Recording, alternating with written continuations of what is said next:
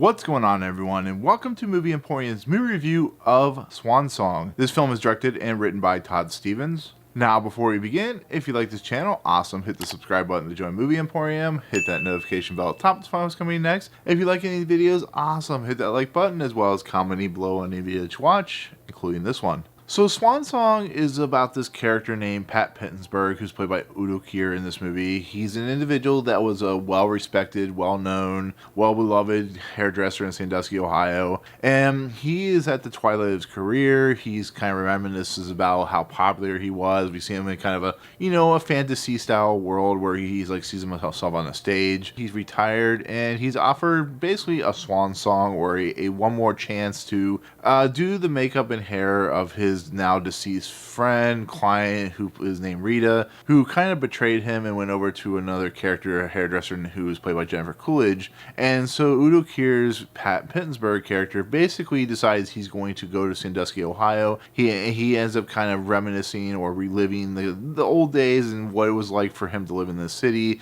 how popular it was. But how, when it comes to the ravages of time and how things change and people become more accepting, his view on the world is very old school and so on and so forth. So the things he deals with kind of take him back to an older time with a very melancholy feel. So when it comes to a story like this or a movie like this, you can tell it's a movie that's very close and personal to a director like Todd Stevens. He's an individual that is, of course, from the Sandusky, Ohio region, which, of course, is where Cedar Point is. He's an individual that is very much in line with the gay community, and he's an individual that had somebody that was very similar to the Udo Kier Pat character, who was very much a father figure or somebody very close to him. So he's able to tell something very close to him when it comes to his life and his ideologies and views and how he grew up and whatnot. So putting a person like this on the screen, he's showing a lot of what he believes and how he views the society, which is very progressive, or for the most part progressive in this day and age. And he really puts his heart out onto this character. And so when you watch Udo Kier, who I think is actually giving an Oscar-worthy performance, to be personally honest,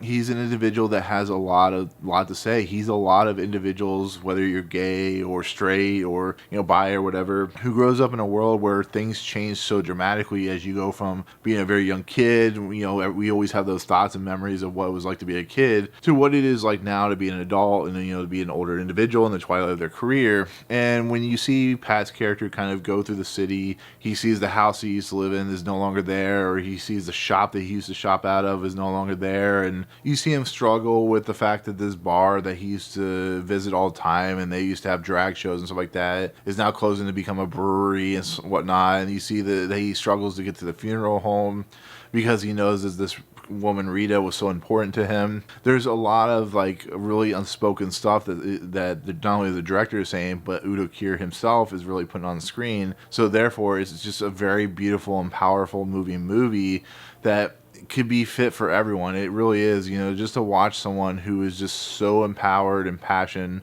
and so devastated by the world around him that it just completely kind of keeps him as a drunk. And he goes to buy these cigarettes or whatever called smolders or whatever they're called, and people look at him funny, like, you still smoke those things? It's just a very kind of sad, very kind of melancholy, but very kind of joyous look into a life of anyone. It really is. You watch how Udo Kier plays the character, and it's just a beautiful performance. And I give a lot of credit to the director as well as the actors who perform the roles. I think Coolidge is amazing in this movie. I think she does a really nice job. She's not funny at all like she usually is, so it's a very kind of downstated performance. You even see her kind of, sadness for an individual that she truly loved and she may have made a mistake. You see Udo Kier talk to people that may or may not be alive anymore and how he handles that situation. And it's basically a man who has to come to a reckoning that his life is kind of over and the world around him has changed and he is no longer valued. But he finally comes to a conclusion near the end of this movie that is very heartfelt and very melancholy in its own right, that really shows that he was really important to a lot of people. So